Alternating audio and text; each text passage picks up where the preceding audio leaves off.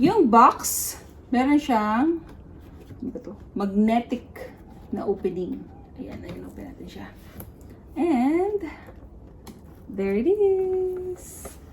Ito yung bag. So, let me just grab it, okay? Tapos, lagay ko lang dito. Bababa ko lang itong box. Okay.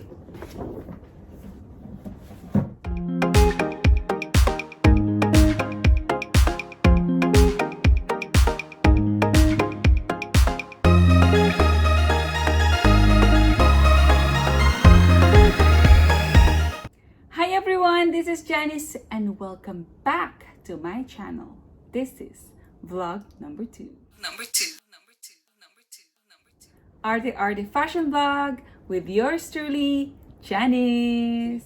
Before we start the unboxing, let me tell you my store experience when I bought the bag. So, pumunta ako ng mall ng maaga given the situation now and also to avoid the crowd. So, I went straight to the Louis Vuitton store. It was still empty. Tumingin-tingin, and then after a few moments, meron na rin nag-assist sa akin. So, she asked me on how can she assist me. So, sinabi ko naman, I told her what I wanted. Medyo hindi pa siya ganun ka-friendly kasi baka naman kasi iniisip niya, I'm just looking and not buying. So, syempre, di ba, ang lola mo, ang aga-aga, baka nambubwisit lang naman ako. So, alam mo yun? So, which is understandable.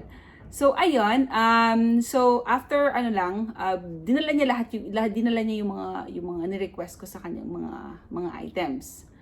And then, medyo, na siya, nag-warm up na si ate. So, parang nagiging, komportable na siya sa akin. So, siguro na-realize niya na, ay, bumibili talaga ito, si ate, bumibili. So, ayun. So, after, yun nga, tumitingin, ganun, di ba? Parang inaano ko yung mga ni-request ko. Merong lumapit sa aming isa pang kabayan na nag-assist sa akin.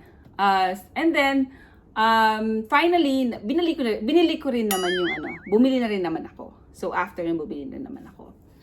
So, and then, nung binigay na sa akin yung bag, syempre palabas na, di ba? Nagbayad na, tapos na lahat yung transaction. So, before ako, yung inabot na sa akin yung bag, sabi nung nag-assist sa akin na isa, sabi niya, uy, binigyan kita ng 2 maliit na Louis Vuitton bag. Bag. Na 2 maliit na Louis Vuitton box. O, di ba? So, which is, isi-share ko yun sa inyo later. And then, si ate, si kabayan, inabot niya sa akin yung kanyang business card. And naloka ang lola nyo. Guess what? Siya pala ang store manager doon. So, diba? So, overall, yung experience ko, it's pleasant and very accommodating. Unlike nung una kong experience, hindi naman una. Unlike yung experience ko with the same store, before, na, alam niyo yun, pumunta ako So, it was parang random days. So, pumasok ako, and then, meron namang nag-greet sa akin sa entrance. Sabi niya, binigyan niya ako ng parang may nag-greet sa akin sa entrance. And then, binigyan niya ako ng isang spot dun sa store. So, ako naman, syempre, bumunta naman ako dun, and then I waited. Parang, ang tagal. Parang, alam niyo yun, ang tagal-tagal ko na nasa store. Mga 30 minutes na siguro yun. Wala pa rin.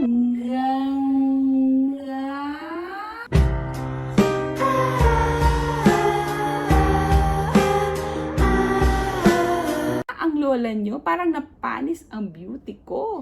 Wala pa rin nag-a-assist sa akin. So, syempre, parang, alam niyo yun, imbiyer na.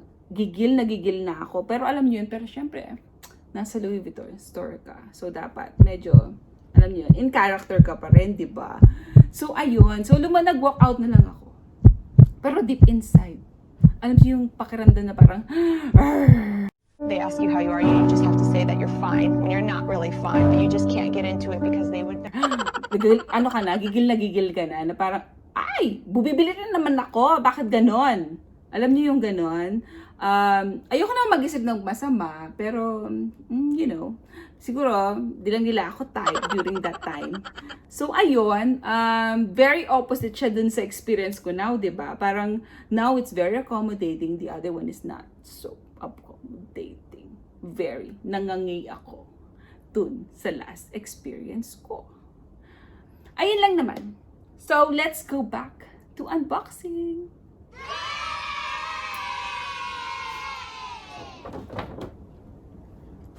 Here it is! Ay, hindi niyo ako makita. Ayan siya. Ayan. Ang laki kasi ng box. Ay, ayan. Okay. Ayan. So, baba ko muna siya, ha? So, ayan. Hindi siya magaan. Okay. So, inside, of course, ang Louis Vuitton receipt. Ayan. Yung receipt. At, yung dalawang box na na-mention ko kanina, na binigay sa akin ni ate. Ayan. Ayan sila. So, inside, pakita ko sa inyo, ay mga sample perfumes. Ayan. Sample perfumes na itatry natin now. Okay? So, buksan natin yung isa.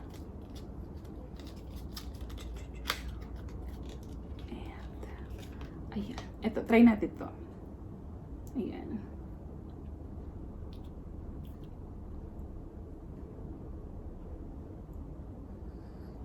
Ay, in fairness, mga beshies, ang bango niya, ha? Oh, ang bango niya talaga. Well, siguro pwede natin bilhin to pag may budget na tayo. Pag nagka-budget na tayo, pwede na natin bilhin ito. Ayan. So, close lang natin, ha? Bagay sa paper bag. Ayan. And, lastly, oops! Eto na. The big orange Louis Vuitton box. Ayan. So, box, meron siyang yung signature ribbon niya. So, ito. And then, meron din siyang parang gift tag. The gift card, So, gift card na pwede mo siyang, pag ireregalo mo ito, pwede mo siyang lagyan ng from and to. Yun doon. So, let's unwrap it. Ayan. Unwrap natin siya, ha? A few moments later. Medyo lumalaban pa yung ribbon. Ayaw pa niya mag-let go. Ayan. Oops. Ayan na. I-reveal na natin. So, yung box, meron siyang magnetic na opening. Ayan, open natin siya. And, there it is. Ito yung bag. So, let me just grab it. Okay? Tapos, lagay ko lang dito. Bababa ko lang itong box. Okay. Eto na siya! Ayan! Balot na balot sa kanyang Louis Vuitton na dust bag. So, let's reveal!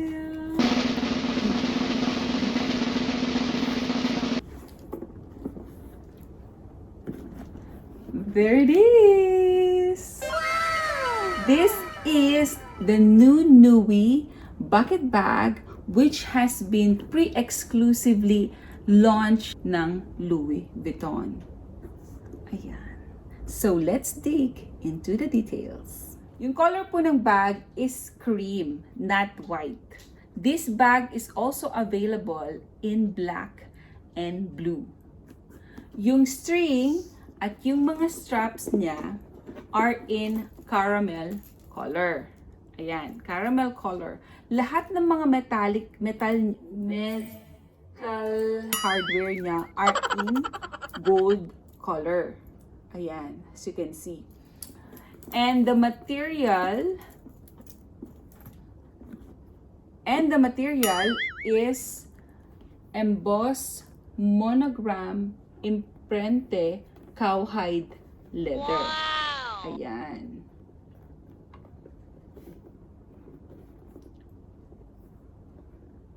This bag is also available in damier ebin, epi leather, and monogram canvas. Sa loob, meron siyang dalawang compartment. And sa middle, meron siyang zip pocket. Ayan. Itong microfiber lining niya is in brown color. Ayan. Which is really good. Hindi siya takot sa dumi. Which I really like. So, yung size ng bag is 26 cm in height and in length. Yung width naman is in 7.5 cm. Ayan po siya. Ayan. Aside sa kulay, material, and size ng bag, meron pa akong isang reason why I bought this bag. At dahil ito sa dalawang adjustable and detachable strap na ito. Dahil dito, pwede kong gamitin ang bag into 3 ways. Wow! Yung una, you can use the bag as a handbag. There you go. You can use it as a handbag or arm candy bag.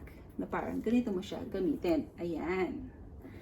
You can also use the bag as a tote bag, a shoulder bag, and a cross body bag. Paano? Eto. Pag nilagay ko na tong smart adjustable strap niya, ayan. Ito na siya. Tote bag. Pwede ko siyang gamitin na sa tote bag or a shoulder bag or pag in-adjust ko to, ayan. Let's adjust it. Pwede ko na siyang gamitin as a cross body bag. Ayan. O, diba? O, diba? Napaka-convenient. Especially pag nagta-travel ka, diba? Kasi nagmamadali ka. Gawin mo lang siyang cross body bag. Secure na secure siya. Ayan. Ayan siya. Pag ginamit mo siya as a cross body bag, ang length nito ay 54 cm or 21 inches. Pero, pag ginamit mo siya as a tote bag or a shoulder bag, ang length nito ay nasa 31 cm or 12 inches. Ayan. Sabi pala ni ate, yung forma ng bag is magre-remain na ganito forever. O, diba? Buti pa sa bag may forever. Ayan. So, mananatili siyang ganito yung forma niya. And, ang sabi rin niya, sa ganitong type ng leather, ito ay water resistant. So, pwede siya mawisik-wisikan ng mga tubig. Pero, hindi dapat mabasa itong string at saka yung handle at saka yung strap niya. Kasi very sensitive kasi itong mga material na ito pag nababasa sila. Para nagkakapatsi siya. Ayun. Which is, I find yung sinabi niya very tricky. Ayun. There you go. Meet my new baby. I hope you enjoy watching. Please like, subscribe, and don't forget to ring on the bell button para updated kayo sa aking mga upcoming vlogs. Thank you again for watching, and I'll see you in my next vlog. Bye! And, hindi to paid ad. Binili ko po ito